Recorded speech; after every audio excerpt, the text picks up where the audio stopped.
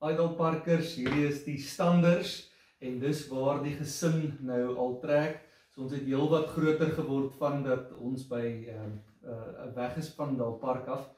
Maar ek was in Dalpark gewees vanaf April 2004 tot so aan die einde van 2013. Ek het Januarie 2014 begin met die gemeente in Witrifuur.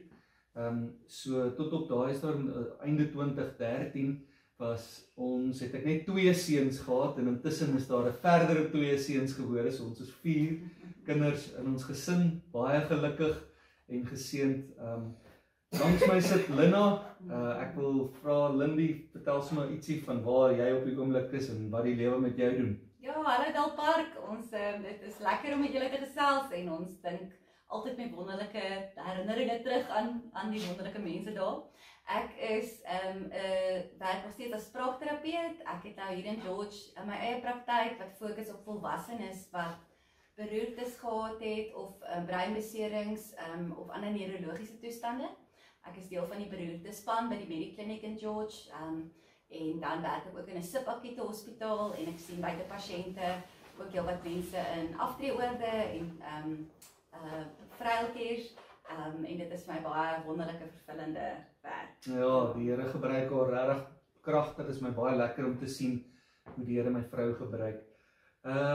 Hendrik is ons oudste, so hy, julle sal hom nog ken, maar nie meer sy lengte soos wat hy nou lyk nie. Hy is heel wat langer as wat ek nou is. So dis ook hoekom ons sit en hoekom ek op 'n hoër stoeltjie sit, want anders vertoon ek baie sleg langs hom. Hendrik, ja, jy was hoe oud toe ons 4 jaar oud. Omtrent 4 jaar toe ons weg is uit Dalpark uit. Ja. Vertel ons 'n bietjie hoe oud jy nou is, graad en so aan. Ja, ek is nou 15 jaar oud en ek is nou graad 9. Ek maak nou met graad 9 klaar, so ek moet nou vakkeuses maak vir die res tot en met matriek nou aan die einde van die jaar. So dis baie opwindend, ja. Hendrik is baie van die sal weet ook, hy het so 'n paar jaar gelede is hy gediagnoseer met 'n outoimmuun siekte.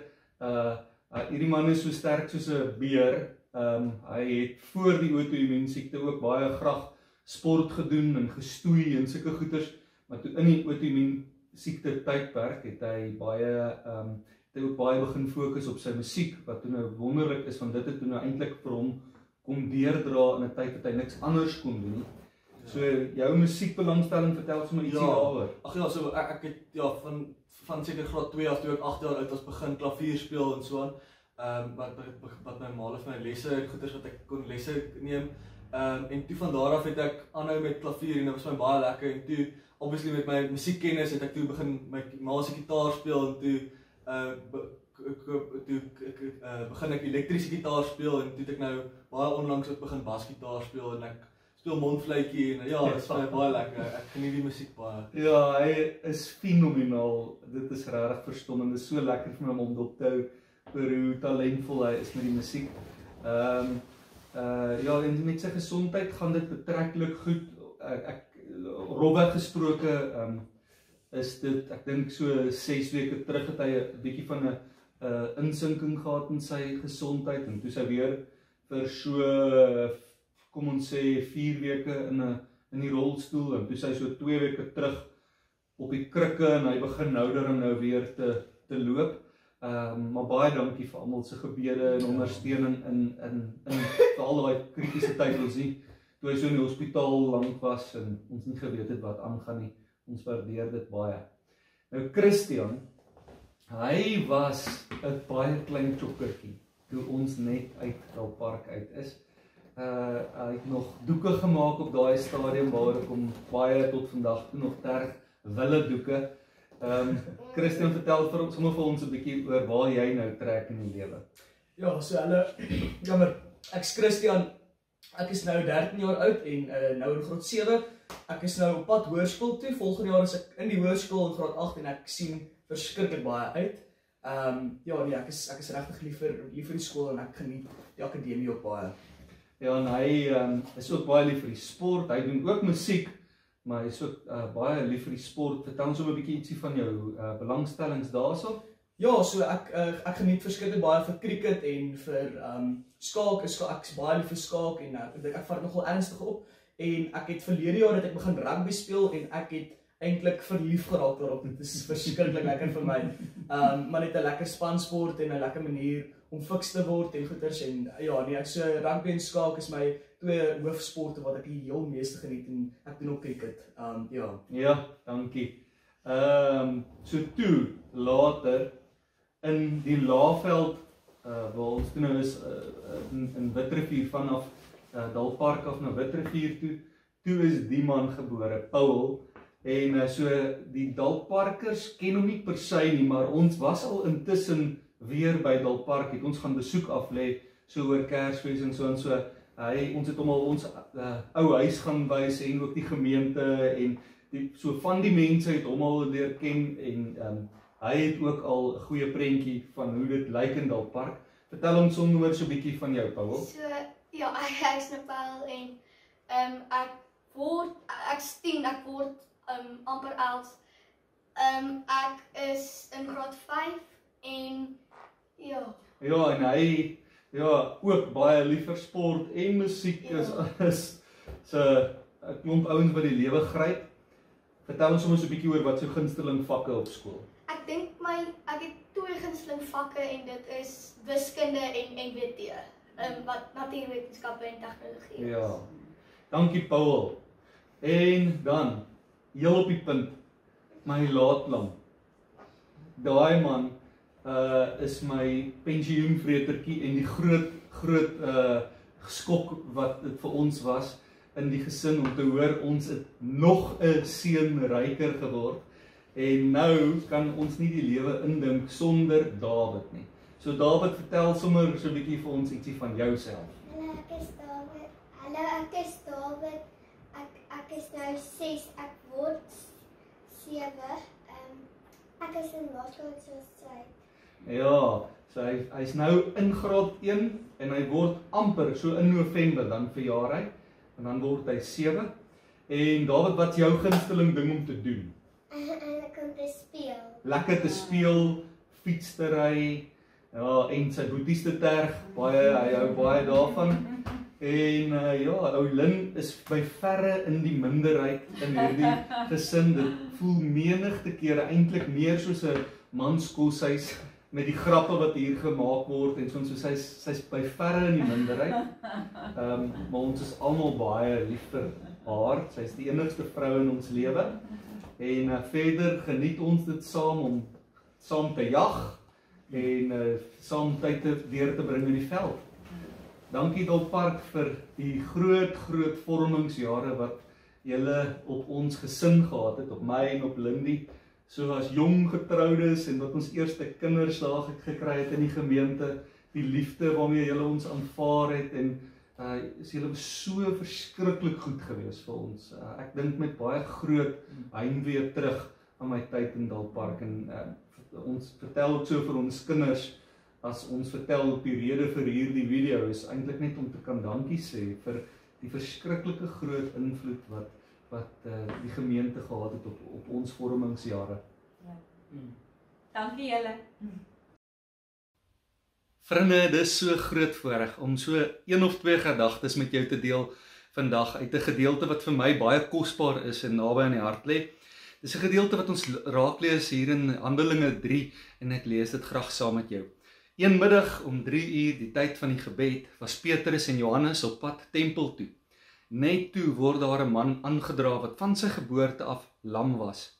Sy mense het hom elke dag by die tempelpoort, wat Mooipoort genoem is, neergesit om by die tempelgangers te bedel. Toe hy vir Petrus en Johannes sien, net voor hulle in die tempel ingaan, het hy van hulle iets gevra. Petrus en Johannes kyk hom toe stip aan en Petrus sê, kyk na ons. Toe kyk die man na hulle in die hoop dat hy iets van hulle gaan kry. Maar Petrus sê, geld het ek nie, maar wat ek het, gee ek vir jou. In die naam van Jesus Christus van Nasaret, staan op en loop. Hy vat toe die man sy regterhand en help hom op en onmiddellik het sy voete en enkels sterk geword.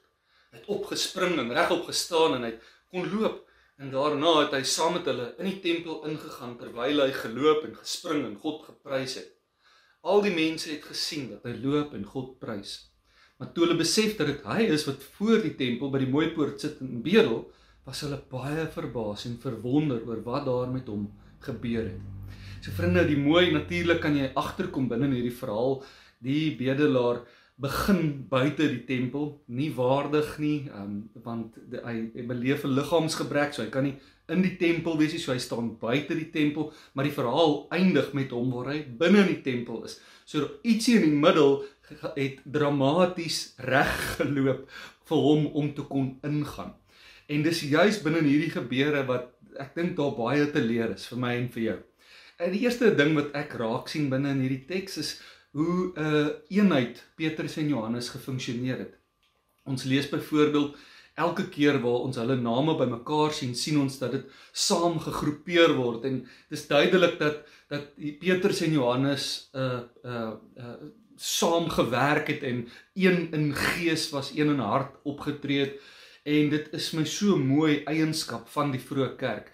En ek dink is ietsie wat ons ook as Christene vir vandag kan toeëien vir onsself. En ek het dit so beleef ook in die tyd wat ek ook in Dalkpark was. Nie net het ek en Henny so lekker saam geleef nie, maar het mens regtig as 'n kerkraad en as 'n gemeente eenheid kon geniet. En ek wil so graag dit ook toebid vir Dalkpark vir 'n volgende hoofstuk. 'n Gemeente wat gesnoer is in eenheid. Die tweede ding wat ek raak sien binne in hierdie teks en wat vir my so mooi is ook dat ons ontvanklik moet wees vir die ongeskeduleerde. Jy sien ons lees dat Petrus en Johannes, hulle het om 3 uur, was hulle tempel toe, so dit blyk vir ons, dit is soos 'n vaste gebedstyd gewees. Maar wat onbepland was die feit dat daar dan nou in die teks staan, net toe word 'n man aangedraai. Nou jy ken daai gebeure in ons lewens, net toe gebeur daar iets onbepland, net toe gebeur daar iets wat jy eintlik nie voor tyd het nie, eintlik nie voor lus is nie.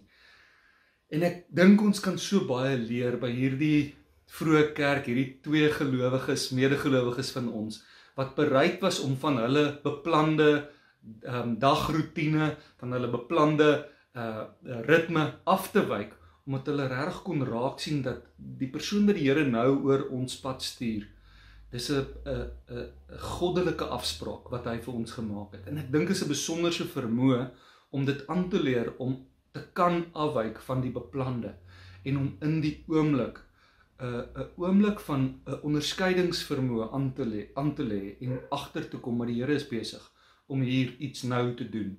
Ek dink die derde ding wat my opval binne in die teks is dat dit Petrus en Johannes is wat iemand raak sien wat afkyk. Ons sien dit nogal mooi binne in die teks dat die man is besig om eintlik vir almal wat verbykom teenoor hulle goeders te bedel. En eintlik ken ek en jy hierdie gesig so goed. Dis 'n bedelaar wat ergens sit en hy hou net die voete dop en kom agter, hier kom mense aan en dan begin hy bedel. Maar dit is baie duidelik dat die bedelaar nie hulle in die oë kyk en bedel nie, hy kyk af. Want die teks sê dan vir ons dat Petrus en Johannes juis vir hom gesê het om op te kyk. Maar voor ons by daai frase kom wat sê kyk na ons, sien ons eers, sê die teks, hulle kyk hom toe, stip aan. En ek dink dis nogal 'n vermoë wat ons ook kan aanleer en kan raak sien hierso by ons medegelowiges, Petrus en Johannes, dat hulle randfigure in die gemeenskap kon raak sien. Baie keer in ons lewens verkies ons om die nood mis te kyk. Dit is so oorweldigend dat ons eerder, dis vir ons gemakliker en geriefliker om dit nie raak te sien nie. Maar hier is dit hulle wat hom raak sien. En die opvolgende beginsel van dit is nie net dat hulle hom raak sien nie, maar dat hulle hom aanmoedig om op te kyk.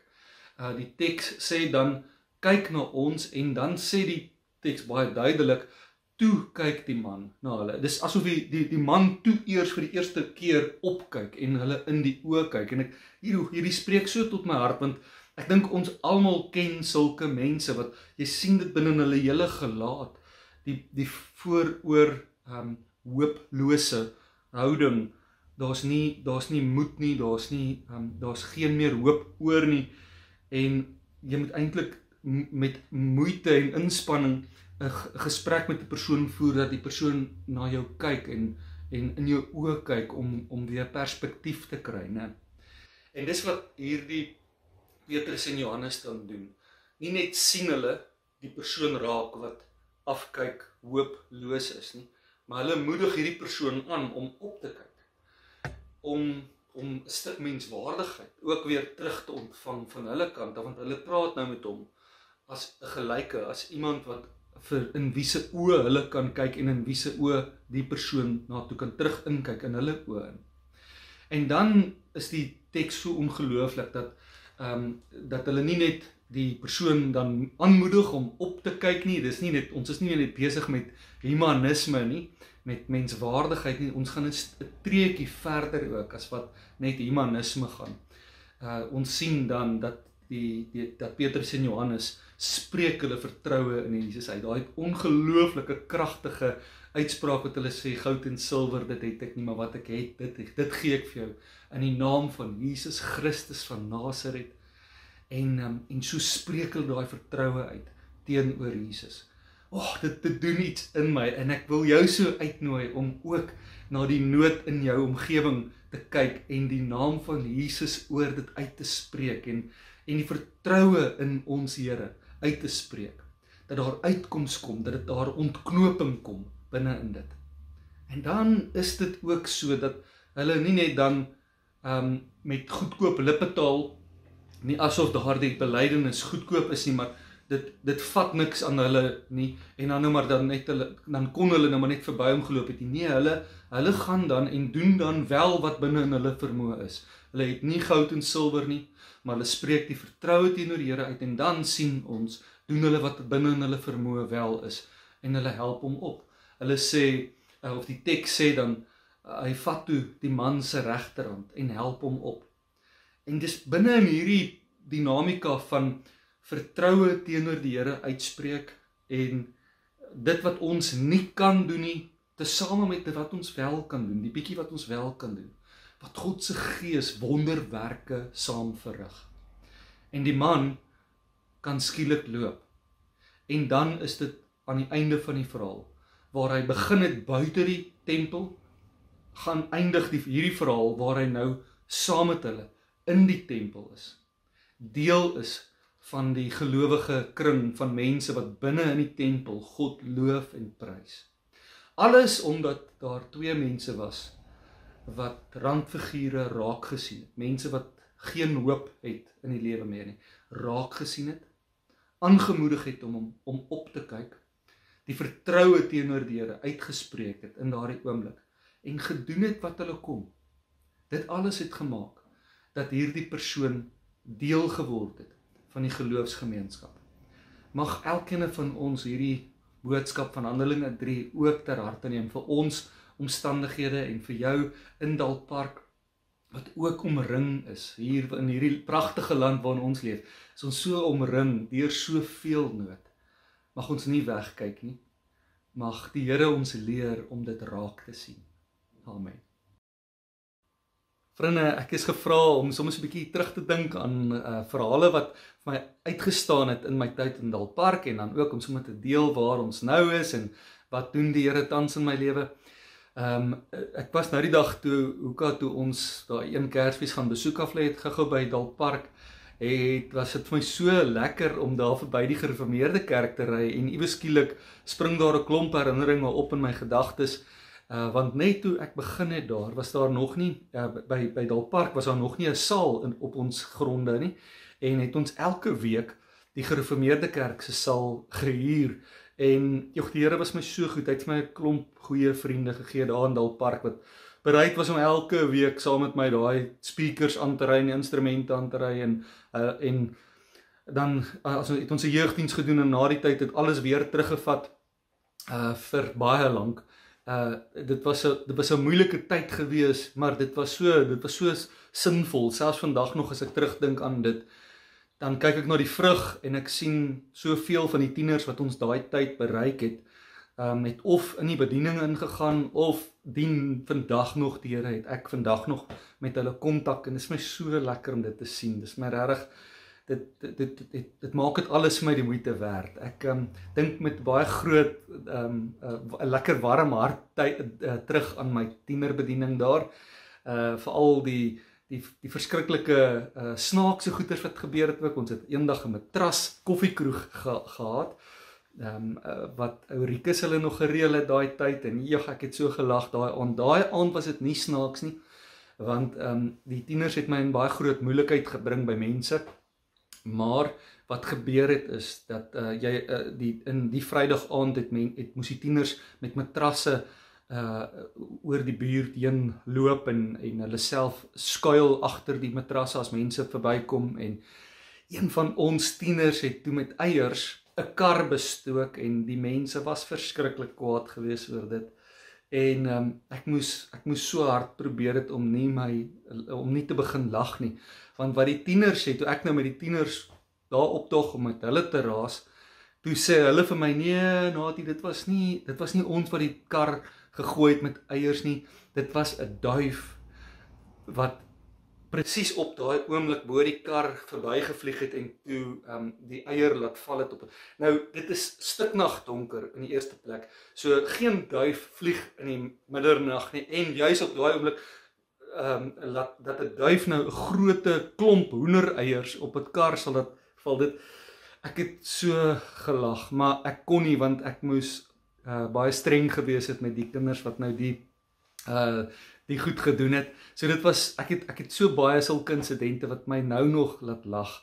Ek dink ook met baie heimwee eintlik terug aan die tye wat ons die gebedsreise gedoen het in die dorp en by die Savoy Hotel gaan bid het en al die hospitaal uitreike, die kort dag uitreike wat ons by die staatshospitaal gehad het, by die kindersale. Dit was my aangrypend geweest. Hoe baie kinders ons kon bedien met ons eie tieners, kinders wat verbrand het binne in plakkershitte en so aan, met warm water wat op hulle uitgetrek het en so aan. So daai goeders bly my baie by en dan natuurlik al die uitreike. Ons het dit was vir my so lekker as ek nou terugdink. Ons was letterlik in elke buurland van ons was in daai by Djibouti, by Mosambiek met sy rooi grond was ons en ons was in Ghanagas in Botswana en Namibië by die Khoisan het ons uitgereik en ons was in Zimbabwe toe en ons het in die tyd van die onluste en die verkiesingsgeweld het ons daar uitgereik na beide die plaasboere en die gemeenskappe wat deur geweld mishandel word. En dan was ons natuurlik ook by Swaziland en so dit is 'n klomp sulke goeters wat my baie naby aan die hart lê. Ek dink ook nogal met 'n baie gereeld dink ek terug aan die kontak met die hoërskole in Brakpan. Ek dink aan net hoe anderste tyd dit was, hoe bevoorreg 'n mens was om so 'n ingang te kon hê by die skole, die hoofde wat ons soveel toegelaat het en soveel gegun het en dat mens lekker saamgewerk het ook met ander kerke, met my AGS kollegas in daai tyd. Dit was regtig 'n baie kosbare tyd vir my gewees. Die ander ding van die gemeenskap wat ek ook onthou, wat ek nogal baie keer aan terugdink, is die Nehemia projek. In daai tyd, ek weet nie of die kruise nog steeds daar is nie, maar in daai tyd was daar wit kruise by die ingang van die dorp aangebring en was daar baie gemaak om ons dorp ook op te dra aan die Here binne in gebed. Dit was nogal 'n baie mooi geleentheid wat regtig 'n klomp kerke bymekaar gebring het en mooi samewerking bewerkstellig het tussen ons. So daar's baie projekte waarna ek terugdink. Snaaks genoeg is dit nie die projekte waarna ek dink as ek terugdink aan Dalkpark nie, maar is die mense. En dikwels is dit ook, sê net maar die trauma van dit. Ek dink baie keer daar was 'n hele paar mense wat oorlede is aan kanker wat my regtig tot in my diepste geskok het en ontwortel het. Dit was my baie moeilik om te verwerk as 'n jong predikant. Mense vir wie jy regtig lief was. Daar was 'n paar mense wat baie erge goeters oorgekom het. Of dit nou motorongelukke was en of dit onthou 'n paar kere van gesinsgeweld. Ek weet daar was mense wat ook hulle eie lewens geneem het, lidmate, maar ook nie lidmate. Daar's 'n paar van daai geleenthede gewees en wat my baie lank nog na die tyd bybly en wat mens altyd vir jouself afvra, het ek genoeg gedoen? Daar's baie keer gelukkig ook die positiewe, en dit is dat dit is my lekker om deesdae te sien mense op Facebook nog steeds met kontak te hê en dan te sien dis mense met wie ek huweliksgesprekke gevoer het wat nou nog getroud is en gelukkig is en nou deur hulle dinge gekom het, so dis vir my lekker. So ek dink baie terug aan mense, ek kan mense uitsonder, maar ek wil juis nie, want ek dis eintlik so baie sporadies dink ek aan verskillende mense. Maar moet asseblief nie dink dat ek ooit mense vergeet nie. Ek dink dit, ja, mense los hulle vingerafdrukke op my, op 'n blywende manier. Natuurlik mense, lidmate op so 'n manier, natuurlik kollegas ook baie. As ek terugdink aan my tyd in Dalpark, was my kollegaskap met Henny vir my verskriklik lekker. Ons het dikwels mekaar gesê, aarde, ons het net 'n verstommende sinkronisasie of 'n sinergie wat tussen ons was. As die een aan iets dink, dan dink die ander een op dieselfde tyd in die goed. En so dit was baie besonders geweest. Ek dink baie terug aan hoe hy, sê nou maar, as hy gaan duiwe los, dan ry ek saam met hom en dan het ons baie keer so na 'n katholieke sendingstasie gegaan en daar gaan saam bid. So om een of ander rede is dit sulke goeters wat ook baie uitstaan in my kop en in my gedagtes, nou baie kosbare tye saam met my kollega. En so het baie bevoorreg geweest dat ons die eerste paar jaar 'n reuse groei beleef het. Ek kan nie onthou vir die eerste 4 of vir die eerste 5 jaar was nie, maar toe die gemeente eintlik verdubbel en toe in getalle gewys en toe het ons weer vir Inel kon ook saam deel maak van die span en toe Inel deel geword het van die span, was dit net so lekker en 'n totale nuwe dinamika en 'n varsheid wat sy weer binne die span ingebring het en ons gesensitiseer het vir nuwe goeie. So by beide van daai kollegas het ek so verskriklik baie geleer en is ek die Here werklik dankbaar dat hy my gespaar het en beskerm het om binne die bediening te kon inkom met sulke tipe kollegas. As ek terugdink waar ons was in Dalpark en hoe my lewe verloop het, ek het ingekom daar so begin 2004 en ek is so einde 2013 weg. Ek is aan die begin, ek het Januarie 2014 het ek toe begin in Witrifuur. So ek was so amper 10 jaar in Dalpark en toe amper 10 jaar in Witrifuur en nou so amper bietjie meer as 4 jaar in George. My eerste 10 jaar, my tyd in Dalpark, sal ek sê, was dit wat die Here in my lewe gedoen het. As ek nou met die luksheid van retrospek terugkyk, dan dink ek wat die Here gedoen het in my lewe, is ek het my net geleer hoe om in die bediening te staan. Ek het verskriklik baie geleer by Henny.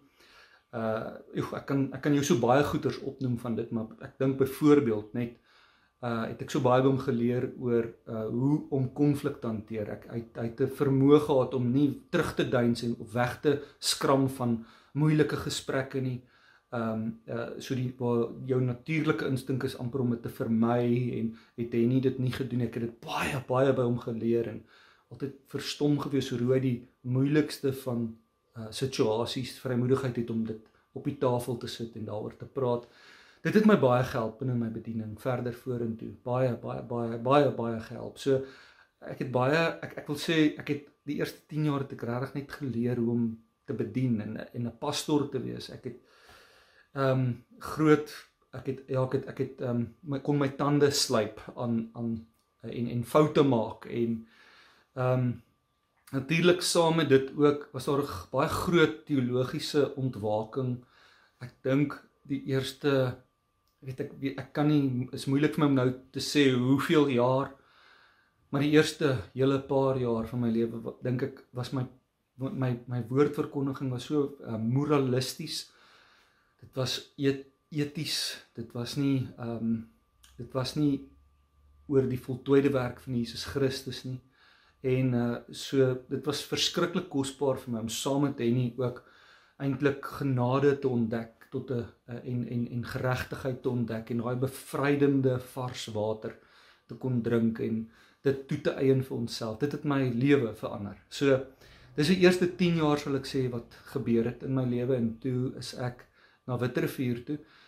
Ek is in 2014 na Witrifuur toe en toe rondom 2016 het my rol binne in daai span baie verander en sal ek sê is die volgende 10 jaar eintlik het die Here my geleer oor leierskap en oor bestuur en het ek baie geleer daaroor.